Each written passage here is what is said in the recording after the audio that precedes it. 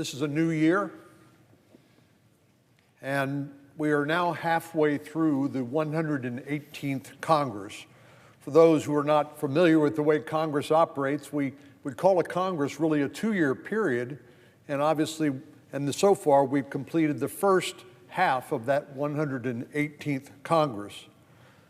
But the sad news is that we have an embarrassingly little to show for what Congress has done so far in the 118th Congress.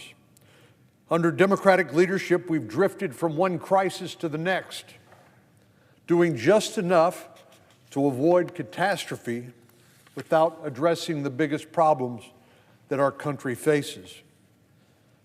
Those failures are evidenced by the fact that the Senate is set to spend the first 4 months of this year working on the backlog of things we should have done last year.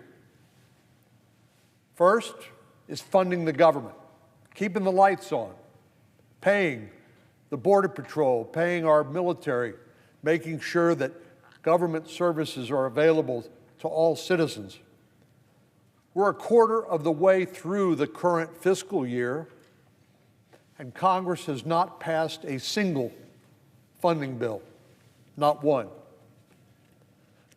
Now we have until January the 19th, that's our first deadline, to advance 4 of the 12 annual spending bills. Otherwise, we'll find ourselves in a partial government shutdown or, what's more likely, a continuing resolution of some uncertain duration. It seems inevitable given the timing.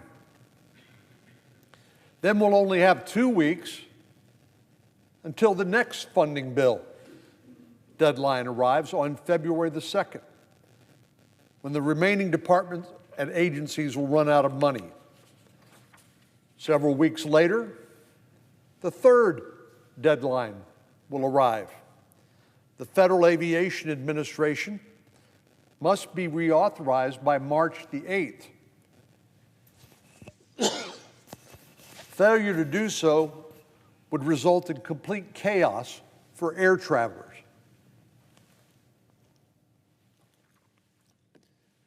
The next deadline is April the 19th. That's when the authorities of our intelligence community under the Foreign Intelligence Surveillance Act, Section 702, expire. Now, this is what I've called the most important law that the American people have never heard of. But this literally allows the intelligence community to identify and track threats to our national security. It doesn't involve the American citizens or anybody here on U.S. soil, but it will expire on April the 19th unless we act. Of course, these are just the most obvious tasks ahead in the weeks that come that have hard and fast deadlines. There are countless other items we can and should be doing and that deserve the Senate's attention. Chief among those are the national security supplemental that's been requested by the Biden administration. Around the world, conflicts are raging that have a major impact or will have a major impact on our own national security. There's a war in the Middle East, there's a war in Europe, and growing threats by the Chinese Communist Party in China against its neighbors, most notably Taiwan. Despite the fact that these conflicts are thousands of miles away, the outcome of each of these is in some measure or other important to our national security.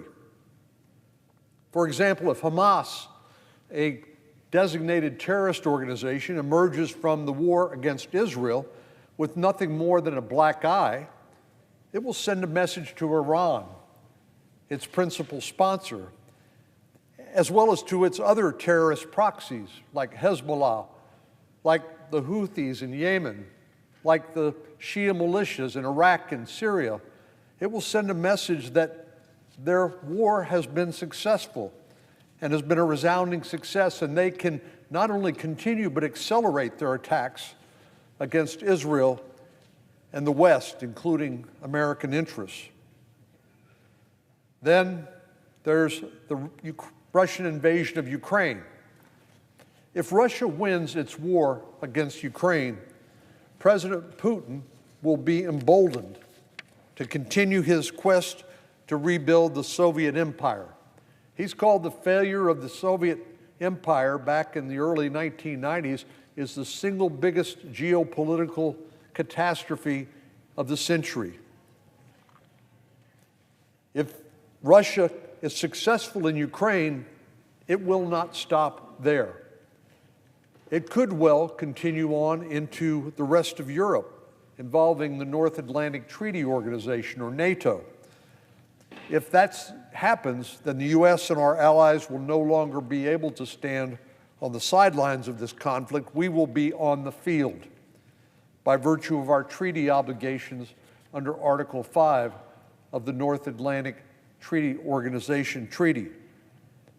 In the Indo-Pacific, if China's aggression goes unchecked, it will threaten, intimidate, and ultimately invade its neighbors.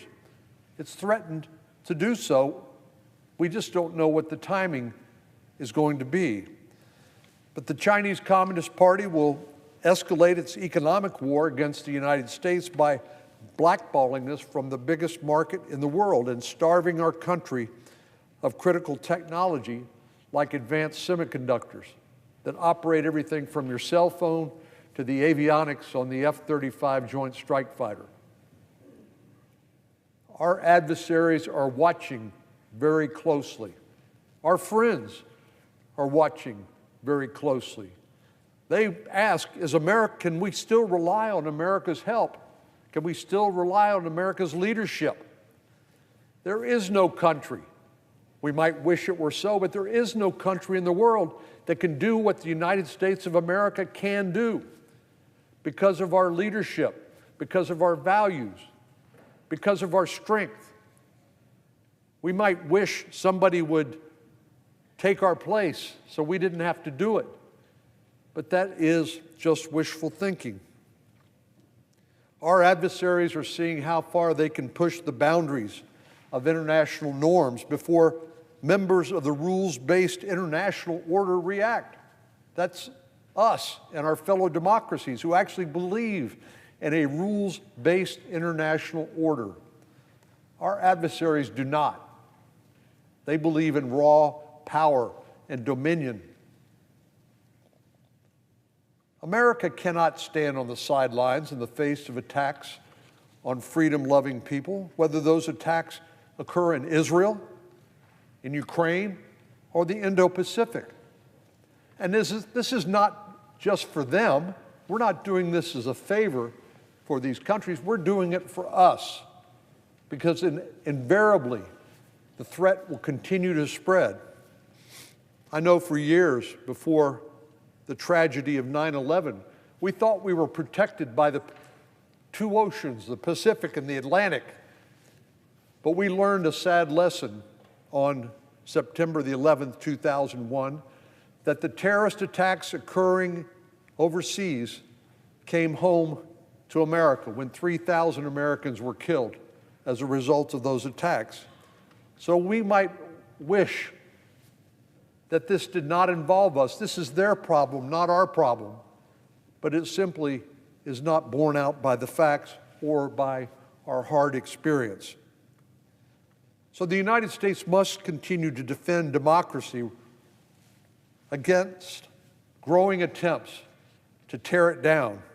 And I hope we can do our duty through a security supplemental appropriation in the coming weeks. Of course, our support for our friends and allies around the world can't come at the expense of the threats we are facing here at home. The southern border, which the presiding officer represents a border state. I represent a border state. We have a 2,000-mile southern border. 1,200 miles of it happens to be in Texas. and it's been on fire for the last 3 years during the Biden administration. The United States has logged more than 6.7 million illegal border encounters during the Biden administration. And that doesn't count the 1.7 million gotaways, people who are evading law enforcement, and you can imagine why. It doesn't take much imagination. In 3 years, we've experienced more illegal migration than we did throughout the entire Obama and Trump administration combined. 3 years, we've seen more than we saw in 12 years. Given the stress this places on our people and on our resources, the refusal to simply enforce the law by the Biden administration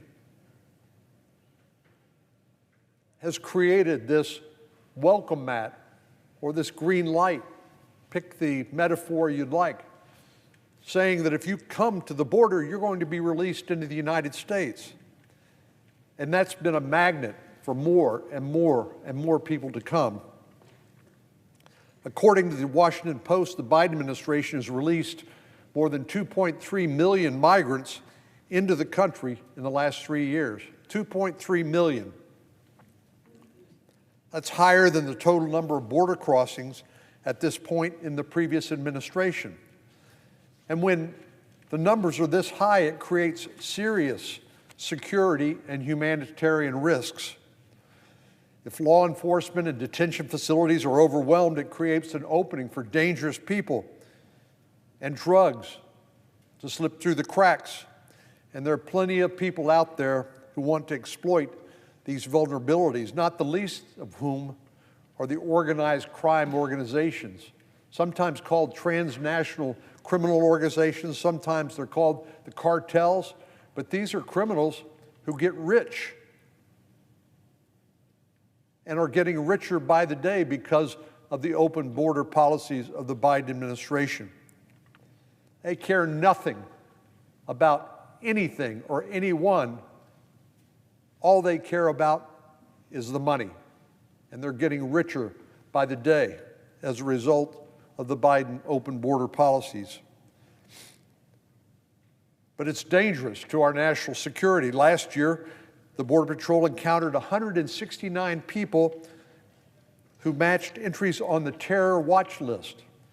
19 people participated in a terrorist attack against Americans on September the 11th, 2001, killed 3,000 Americans. So far, 169 people on the terror watch list were encountered just last year.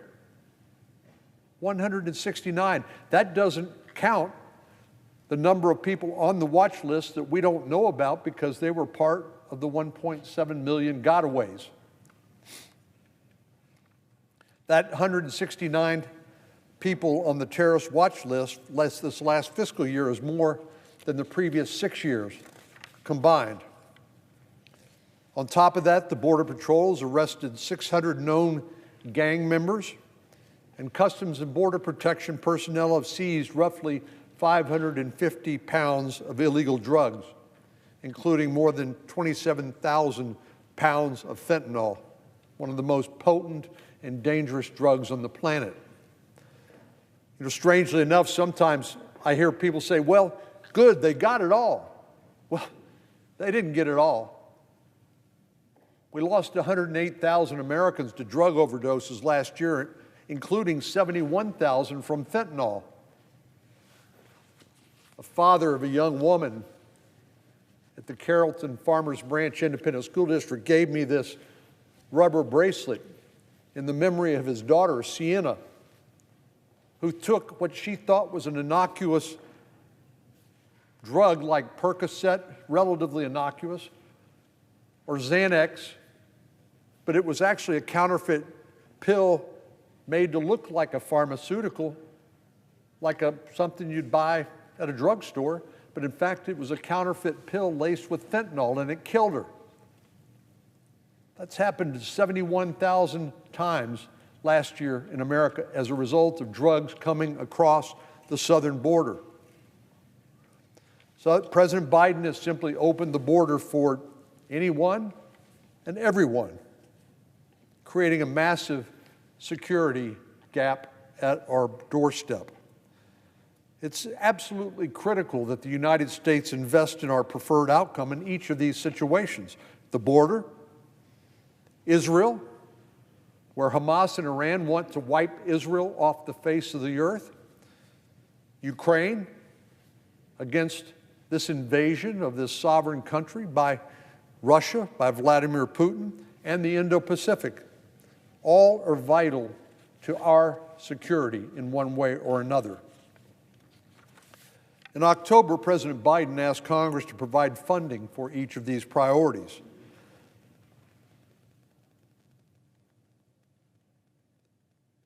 But it is up to us to go through this request and to prioritize the funding and make sure that the tax dollars that we will be spending are spent efficiently and with a purpose. In some places, the President's request was bloated. In others, it was wholly insufficient. And large portions of the bill, especially those related to the border, would actually make the problem worse. So the Senate cannot and will not rubber stamp the President's supplemental funding request. There's no chance.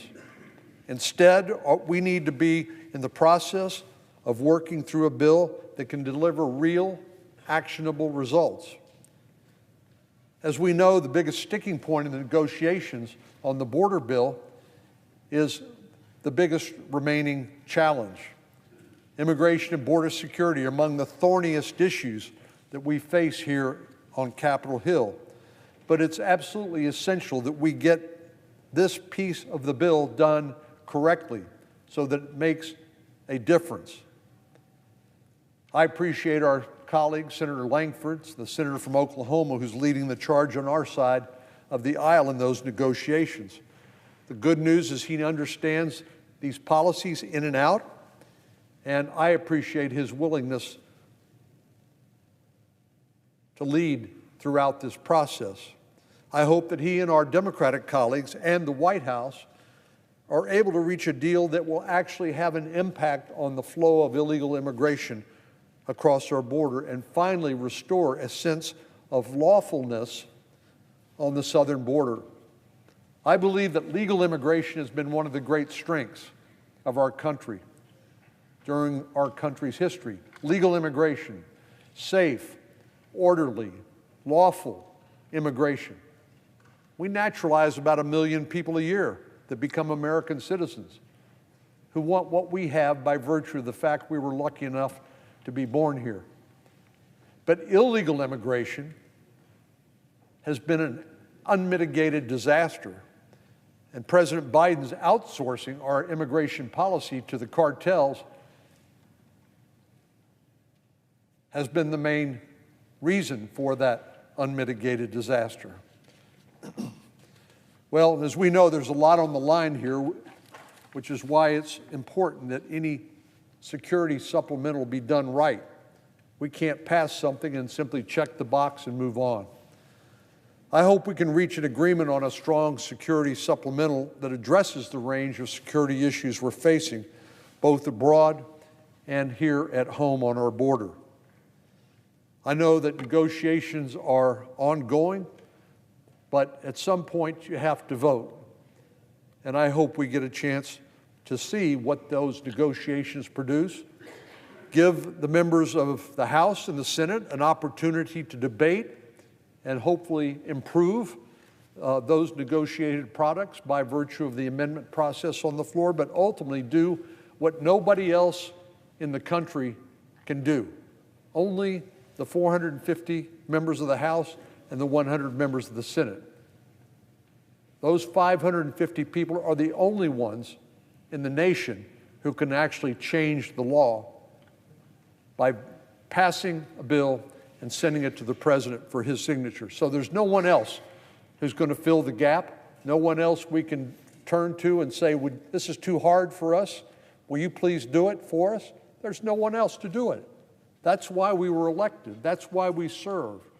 That's why we take an oath to uphold and defend the laws of the United States. So it's important, Mr. President, we do our job. Unfortunately, we're going to be bogged down by playing catch-up and handling the backlog of last year, but the world continues to spin on its axis. We have challenges that emerge on a daily basis, and this is not going to get any easier. So we need to act, and to act as expeditiously as we can to do our duty, as difficult as it is. Mr. President, I yield the floor. I note the absence of a quorum.